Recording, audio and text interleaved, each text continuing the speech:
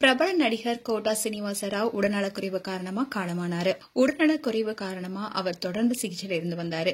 இந்நிலையில்தான் உயிரிழந்திருக்காரு. இவருடைய மறைவு திரையுலகினர் அண்ட் ரசிகர்களிடையே அதிர்ச்சி ஏற்படுத்தியிருக்கு.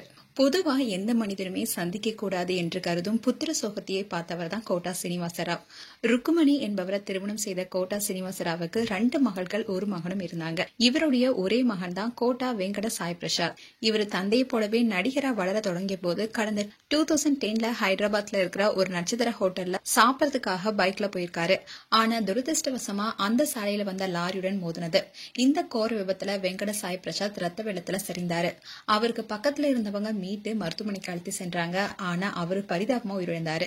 இந்த கோர சம்பவத்தின் போது நடிகர் கோட்டா சீனிவாச ராவ் படப்பிடிப்புல இருந்தாரு. தகவல் அறிந்த அவர் சம்பவ இடத்திற்கு கண்ணீருடன் வந்தாரு. தன்னுடைய ஒரே மகனை விபத்துல பறிகொடுத்த பிறகு கோட்டா சீனிவாச ராவ் ரொம்பவே மனமுடிந்து காணப்பட்டாரு. அதுக்கப்புறமா அவர் படங்கள் நடிச்சிட்டு வந்தாலும் அவருடைய மகன் மரணம் அவரை கடுமையா பாதிச்சுது. அதுக்கப்புறமா வயது மூப்பு அண்ட் உடல்நலக்குறைவால அவதிப்பட்டு வந்த கோட்டா சீனிவாச ராவ் இன்னைக்கு அதிகாலையில ஹைதராபாத்ல இருக்கிற அவருடைய இல்லத்துல 4 மணி அளவுல உயிரிழந்தாரு. தெலுங்கு திரையுலகளுடைய பிரபலங்களான சிரஞ்சீவி, பாலகிருஷ்ணா, வெங்கடேஷ், பவன் கல்யாண், மகேஷ் பாபு, பிரபாஸ்னு பல பிரபலங்களுடன் இணைந்து நடிச்சிருக்காரு. தமிழ்லயும் விக்ரம், சிம்பு, அஜித், சரத்குமார், விஜய், கரண், விஷால், கார்த்திக்னு பல பிரபலங்களுடன் நடிச்சிருக்காரு. தமிழ்ல இவர் நடித்த பெருமாள் பிச்சை, சனியின் சகடை, சொக்கநாதன் கேரக்டர் ரொம்பவே பேசப்பட்டுச்சு. அதோட இவருடைய நடிப்புல வெளியான பல வில்லத்தனத்தால பாராட்ட பெற்றவர்.